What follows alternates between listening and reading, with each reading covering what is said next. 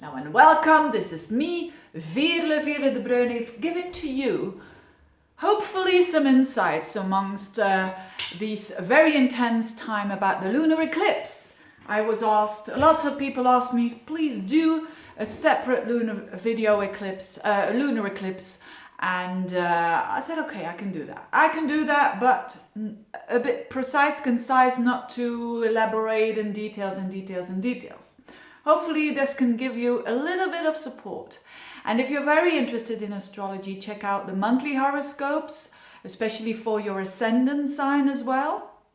And check out the Mercury retrograde videos, because they also I talk a tiny little bit about the eclipse as well, because it's very difficult to see all these things that are happening now in July, to see it all separately. If you really want to know, you look at the whole picture, right? So, but now I'm going to focus on the lunar eclipse, and it's an eclipse on the 16th of July, round about the 16th of July. And eclipses, what does it mean? It means the sun in an opposition to the moon, and the nodes are involved here. So the sun will be at 24 degrees of Cancer, Venus round about 16 degrees of Cancer, and that all is going to oppose this stellium of planets. So Venus is going to be exactly opposite Saturn and the south node. Actually, I didn't draw the north node here. I should have drawn the north node here. Imagine. I know that my viewers aren't the most stupid people, but it is quite important to note that the north node is here as well. So the south node with Saturn, and then of course good old Pluto and the moon together. So what does it all, this is intense energy. I said that in other videos as well, so I'm not going to repeat about the intensity, blah, blah, blah. We all know that. We all know that these days are not the easiest ones for lots of us.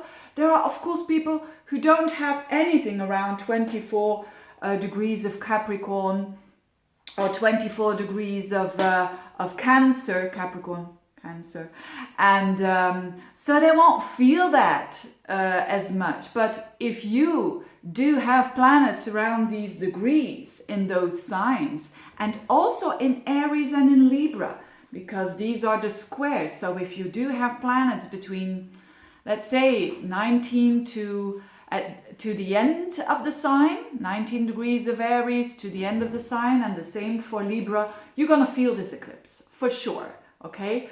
But everyone is going to feel a bit of it in a certain area of your life. So is it an easy eclipse? Well, in general, it's not the easiest one.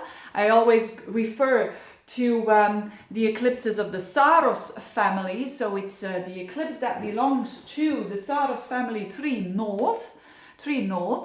And if you are very interested about that, check out the book of Bernadette Brady. She knows everything about eclipses.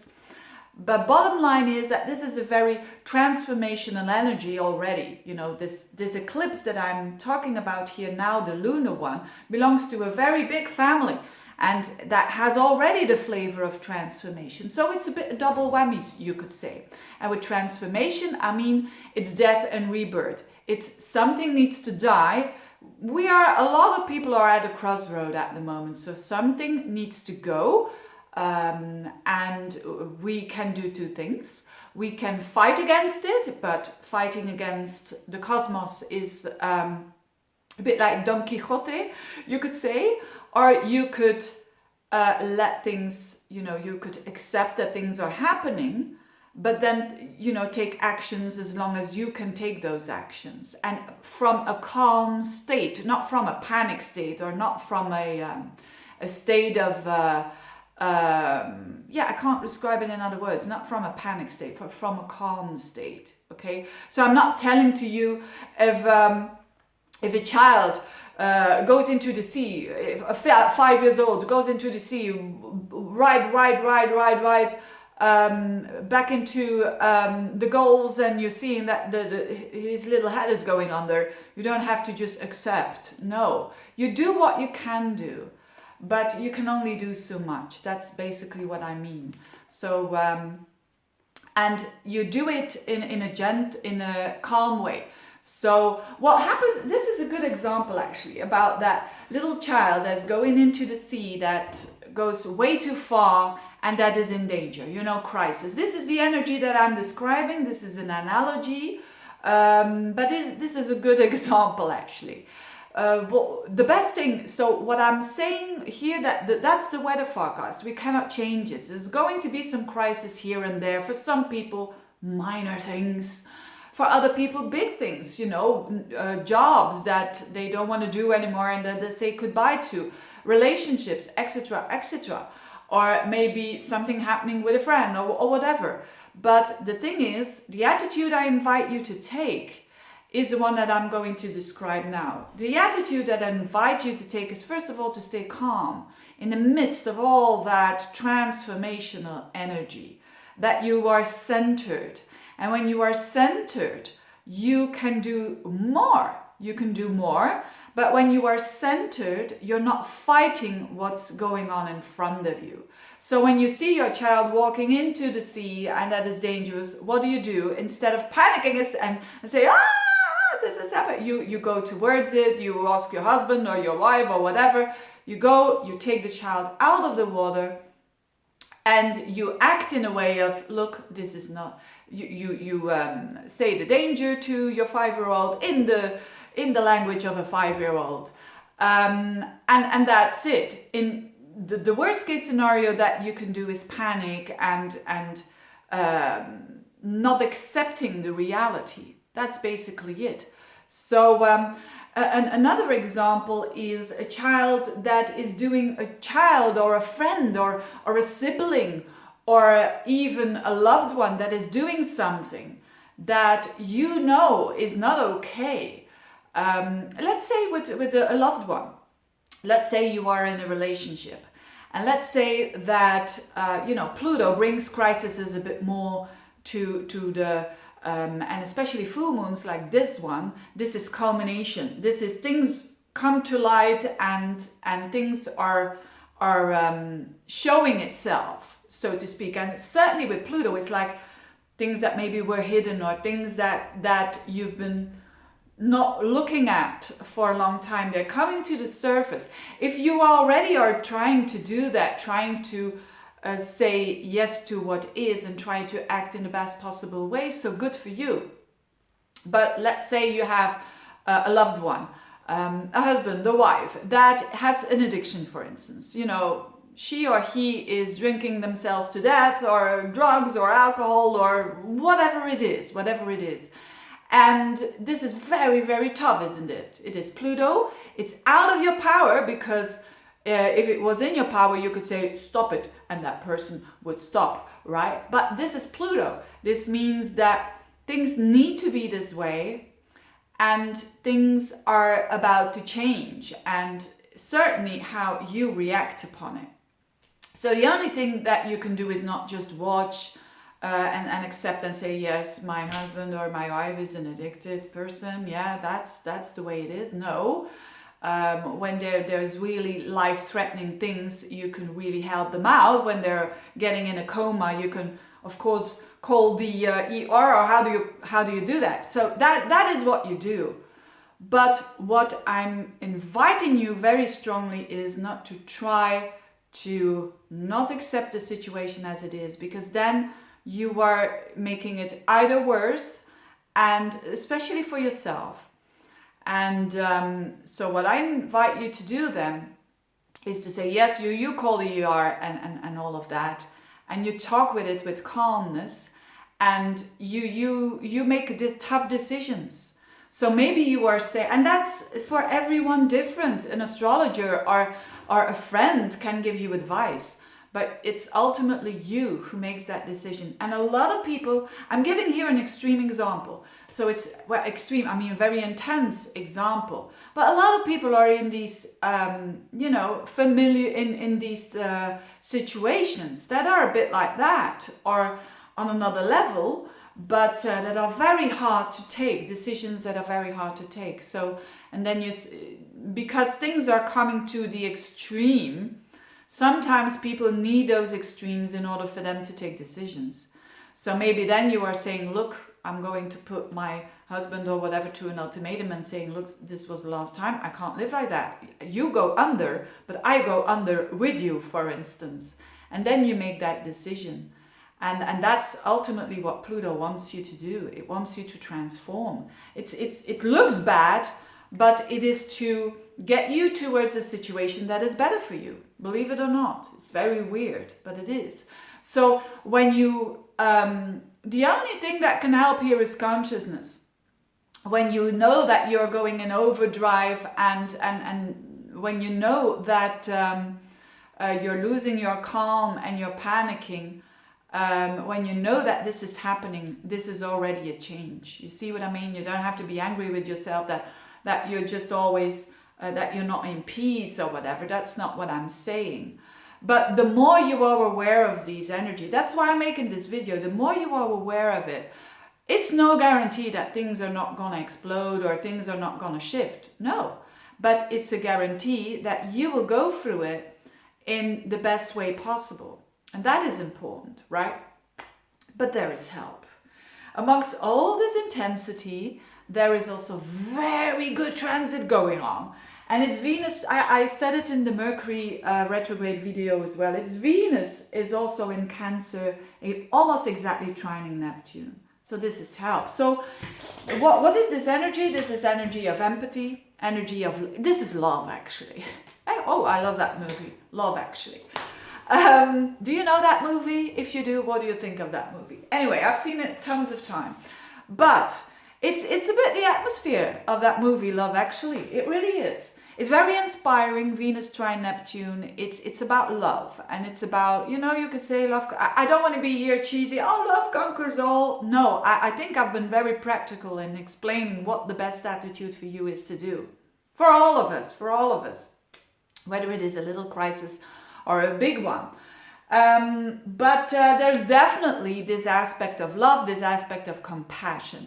And I want to focus on that. So I think I've been focusing a lot on the intensity of the eclipse already in other videos, and I'm going to repeat it very shortly, but then focus on what is helping you for all the 12 signs. So very shortly, by the way, jump into Aries, you know, Aries, talked about it, and I'm going to take the 2 signs here. So Aries, I'm going to write it down here. Why the 2 signs? Because this is a full moon. So it's about 2 areas of your life, not just one, okay? So I'm starting with Aries and Libra. By the way, I want to thank all of you who do the timestamps on my videos. Really, I appreciate that. I appreciate that a lot. Thank you so much. So Aries Libra. I'm going to talk now about Aries Libra. So this is happening this is bang on for you because it's all happening for you in squares and all of that. But this relates to home and to family. Okay. So both of you, there is some things that need to go, that need to change. Not all need to go, but that needs to shift, that needs to transform into another form, literally. So let it happen. If you are an Aries, it's going to be more work related. For Libra, it's more has to do with the home, with home and family. So there are things there. Act like I gave the example, right? But what is going to help you guys? What is going to help you? It's Venus and Neptune in the 4th house and in the 12th house for Aries, in the 10th house and in the 6th house for Libra. So for Aries, what is going to help you? It's the you know your connection with the divine, basically. Your connection with the divine is about to help, is probably going to help you, or family members. So give a call to that family member, do something nice with them. It's going to help you. Now for Libra, in other words, Aries, your blessing is family or one family member and your connection with the divine. So, and to do that in solitude. La solitudine, si. To do it like in the 12th house is like making those long walks in the along the shore, the seaside or whatever, and doing that alone and feeling connected with all there is. That sort of stuff. For Libra, what's going to help you out? Some of you Librans, work. You're going to have pleasant clients or pleasant connections with people at work, or people at work are going to understand you. So there are the blessings coming, or your good health. Or someone, a woman at work who's going to help you out. Venus in the 10th house as well.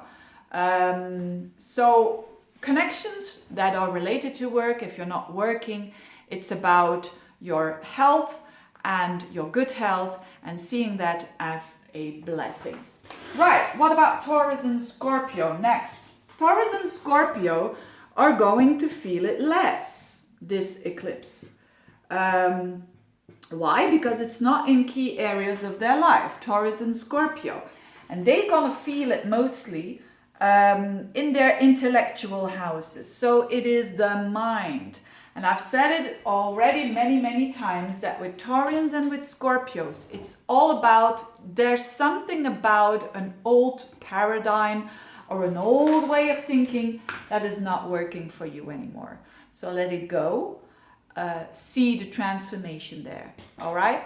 And for the Taurians, it more has to do with your opinions and how you look upon life in a broad perspective. For Scorpios, it's more on your day-to-day communication, your day-to-day thinking. There needs to go something there, a new attitude. And what is helping you out, you Taurians? It's friends, and it's things in the neighborhood. You know, friends, people in the neighborhood, maybe you can come together, have a party, social activity, very social. So for you, I summarize it as friends, as siblings, people that you connect with on a daily basis, having good conversations. These can give you really that soul kind of connection. So use it and see it as a blessing. For Scorpios, it's more about your self-expression and maybe traveling. Neptune in the 9th house, trining Venus. So if you're on a holiday, yes, the Mercury is retrograde, but that's only on the day that the Mercury goes stationary and shifts the direction. So if you're not traveling around, let's say today, the 8th, the 9th of July, and around the 2nd, the 1st, the 2nd, the 3rd of August, then you'll be fine. So traveling, connections with people from abroad, connections with people from different cultures, you doing cultural stuff, you doing enjoyment stuff, you know, cafes, cinemas, the things that you love to do, hobbies and all of that. That is your blessing at the moment. So good for you. Then we go to Gemini and Sagittarius. Gemini and Sagittarius, you are a mutable sign. So again, for you, it's not the most, but it could be life-changing. Yes. Why is that? Yes, you are not a cardinal. You're not a cardinal sign, but it's happening in the 8th house, and the 8th house is a very transformational house. So for you, Gemini, Sagittarians, there could be some really huge transformations going on. For the Sagittarians, there's something that needs to let go of old values, and it can be material stuff as well. And the link is more focused on what we can do new when it comes to receiving from others. And for Gemini, it's the other way around. So for Gemini, it's more letting go of the opinions of other people, what they think of you, the values of other people, and go for your own values and your own assets and earn your own money, that kind of thing. But on a higher level, it's about transformation. It's really about something needs to go there. Something needs to go, an old value, values of other people, and so that you can start all over again, and that you can start with a totally new. So when you accept that something is done and that something is over, it's not coming back, then you can rebuild. And for you, this Venus trine Neptune thing is happening in for the Geminis in the 12th and the 10th house. So for the Geminis, work can help you out, and also spirituality. You know, the walk on the shore thing can also work very well for you. But focus on that, see the blessings of that, and taking some time off, that can help you as well and reload your batteries very much. For Sagittarians, it's more the 8th house and the 4th house. So it's more like a family member can help you out or give you some support. And the 8th house as well, it can mean that there could be some money coming your way. And of course, money isn't always everything, I know. But hey, it can make your life a bit easier. Or you could say, I'm having a rough time now. But now with this little bit of money, I'm going for a week off I don't know, to Iceland or something. But anyway, so it's not always money. It could mean that someone gives you something. And someone that is not related to family or anything, but someone that gives you, maybe it can be material, but it can also be emotional support, psychological insight, and it feeds your emotional well-being. So that's a gift for you, Sagittarians. That is your blessing, you could say. Then we have, of course, the most important signs here are Cancer and Capricorn. Cancers and Cancerians and Capricorn, especially the ones who have, you know, those degrees here. Wow, big time for you, and crossroad time. So and for you, of course, it has to do with you, your life path, and also with other people. So for Cancerians, it might be that you need to let go of a connection, or you need to transform the connection. So maybe it's not always a breaking up.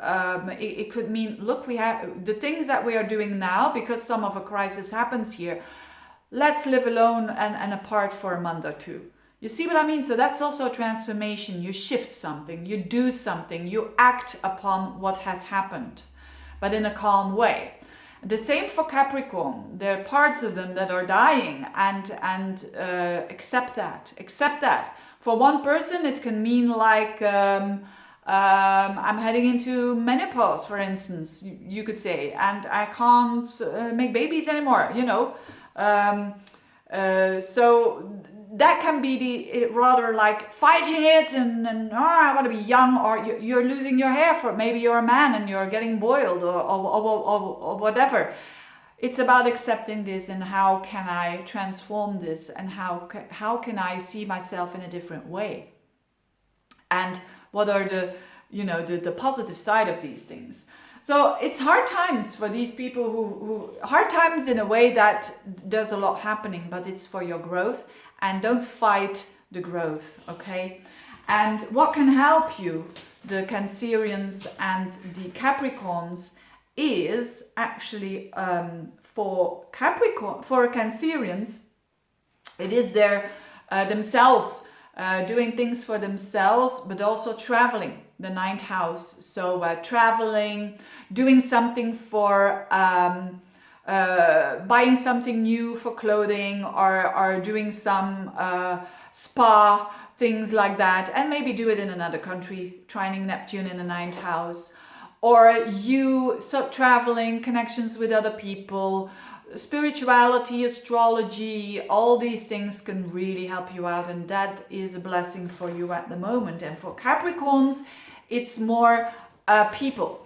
So certain people from the neighborhood, it's the 7th house and the 3rd house, or it can be your a very strong connection that you have with a teacher, or with a coach, or with a business partner, or with your lover, that they can help you through these changes of that because you are totally renewing yourself. You're really the snake that is losing its skin, and there's a new skin there, but it's so fragile. And so other people, they are definitely your blessing. Then Virgo. Leo and Aquarius. So we have Leo and Aquarius. Of course, the Leos and the Aquarians felt more the Mercury retrograde. So check out that video. But the Leos and the Aquarians, how are they dealing with this? This is, again, this is not that much important for them because it is happening in not the key areas of your life. It is happening, it could be related to health. So that things come to a peak, or things become very clear, and then you have to have a look at what you're going to do next. So health-wise, and of course also addictions, the 12th house. So it could be like a breakthrough or something happens so that you have to transform this. Another thing could be work. Especially for the Aquarians, because there is the North Node and lots of energy for the future. So when you are amongst those people that is up until here, that your day-to-day job, it's not for you anymore, this could be the time that you say, I stop, I quit. And then you have to take the consequences, yes.